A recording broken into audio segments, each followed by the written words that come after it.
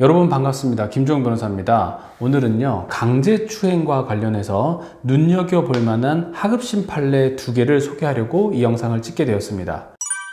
첫 번째 사례는요, 강제추행 범죄를 저지르고도 피해자와 합의도 되지 않았는데 선처를 받은 케이스이고요. 두 번째 사례는 강제추행 범죄를 저지른 것으로 1심에서는 판결을 받았다가 항소심에서는 극적으로 강제추행에 대해서 무죄가 선고된 사례입니다. 구체적으로 어떻게 된 건지 차근차근 설명드려 보도록 하겠습니다.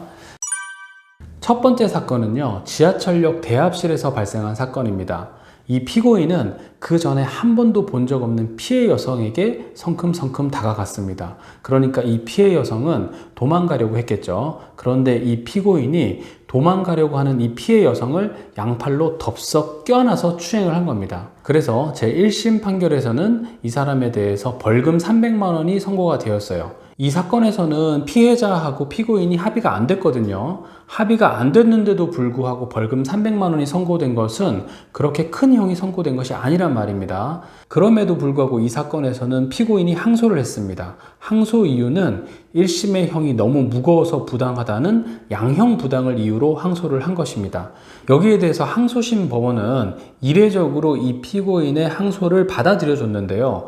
보통은 항소심에 이르러서야 피해자가 이 피고인의 사죄를 받아들이고 원만하게 합의를 한 경우에 있어서 1심과 다른 형이 선고되게 되는데요.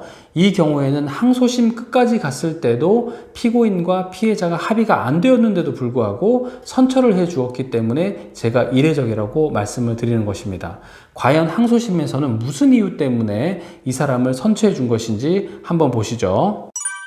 자, 항소심에서는 원심 판결을 파기하고요, 피고인에 대한 형의 선고를 유예한다라고 판단을 했습니다. 자, 뭐라고 했냐면 이 사건은 피고인이 지하철역 대합실에서 알지 못하는 피해자에게 다가가서 이를 피하려는 피해자를 양팔로 껴안아서 추행한 것으로 죄질이 좋지 않고, 그로 인해서 피해자가 상당한 정신적 충격을 받았을 것으로 보이고, 그럼에도 피고인이 피해자로부터 용서를 받지 못했고 피해가 회복된 바 없는 점은 피고인에게 불리한 정상이다 라고 일단 불리한 부분을 먼저 얘기를 했습니다. 그런데 피고인은 이 사건 범행을 인정하며 잘못을 반성하고 있는 점, 아무런 범죄 전력이 없는 초범인 점, 이 부분도 매우 중요한 거겠죠. 추행이나 유형력의 행사의 정도가 아주 중하지 않은 점, 피고인이 계획적으로 범행을 저지른 것이 아니라 술에 만취해 우발적으로 범행에 이른 것으로 보이는 점, 피해자의 거절로 합의가 이루어지지 않았으나 피해 회복을 위한 노력은 있었던 점, 스스로 심리상담 치료와 성폭력 예방 교육을 받으며 재범하지 않을 것을 다짐하고 있고, 피고인의 가족도 선도를 다짐하며 선처를 탄원하고 있어 재범을 방지할 사회적 유대관계가 있다고 판단되는 점, 그 밖에 피고인의 나이, 성행, 환경, 가족 관계, 범행의 동기와 경위, 범행 후의 정황 등 이 사건 기록과 변론에 나타난 모든 양형 조건을 종합하면 원심의 형은 다소 무거워 부당하다고 인정된다. 따라서 피고인의 주장은 이유 있다 라고 하면서 항소심에서는 원심을 파기하고 피고인에 대한 형의 선고를 유예한 사건입니다. 이 사건은 이례적인 사건이라고 볼 수 있습니다. 특별한 사정 변경이 없었단 말이에요. 그럼에도 불구하고 1심의 형에 대해서 양형 부당만을 이유로 다투었는데도 인정을 했기 때문에 이 사례를 통해서 강제추행으로 지금 조사를 받고 계신 분들이 어떤 점들을 준비해야 되는지를 충분히 아실 수 있을 거라고 생각합니다.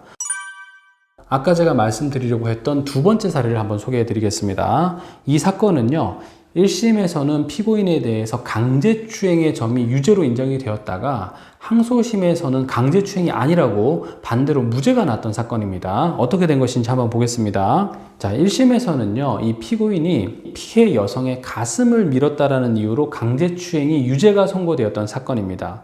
그런데 항소심에서는 무엇이라고 주장을 했냐면, 피고인은 피해자와 시비 중에 손으로 어깨를 밀쳤을 뿐이지 가슴 부위를 밀친 것은 아니다. 그리고 설령 피고인이 피해자의 가슴 부위를 밀쳤다고 하더라도 서로 싸우면서 격분한 상태에서 공격의 의사로 유형력을 행사한 것 뿐이지 피해자에게 성적인 수치심이나 혐오감을 야기할 만한 행동을 한 것은 아니다라고 주장하면서 무죄를 주장을 했어요.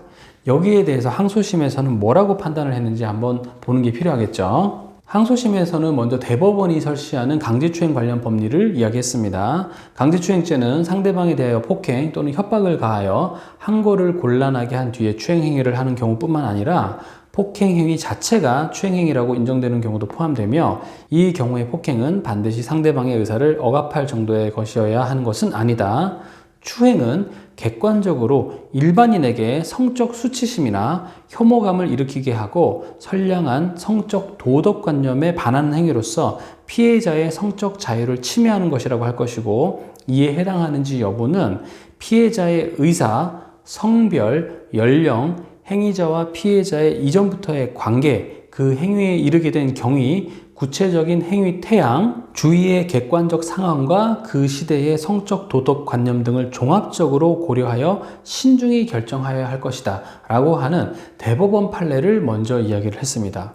그리고 나서 이 대법원 판례에 비추어 봤을 때 피고인이 언쟁을 하면서 말싸움을 하고 또 몸싸움을 하면서 상대방을 미는 와중에 설령 그것이 가슴에 닿았을 수 있다고 하더라도 이것을 가지고 곧바로 강제추행죄라고 볼 수는 없다라고 판단을 하게 된 것이죠. 그래서 무엇이라고 판단을 했냐면, 피고인이 술에 취한 상태에서 특별한 이유 없이 귀가하는 피해자를 따라가서 욕설을 하면서 이에 피해자도 같이 욕설을 하면서 칠라면 쳐봐라 라고 하자 갑자기 오른손 손바닥으로 피해자의 왼쪽 가슴을 누른 상태로 앞으로 나아가 피해자로 하여금 뒷걸음질 치게 하였는데, 이것 자체를 두고 아까 전에 말했던 대법원의 법리에 비추어 보았을 때는 강제추행이라고 보기는 어렵다라고 판단을 하면서 원심에 있어서 강제추행이 유죄로 판단된 부분을 파기하고 강제추행의 점에 대해서는 무죄로 판단을 하였습니다.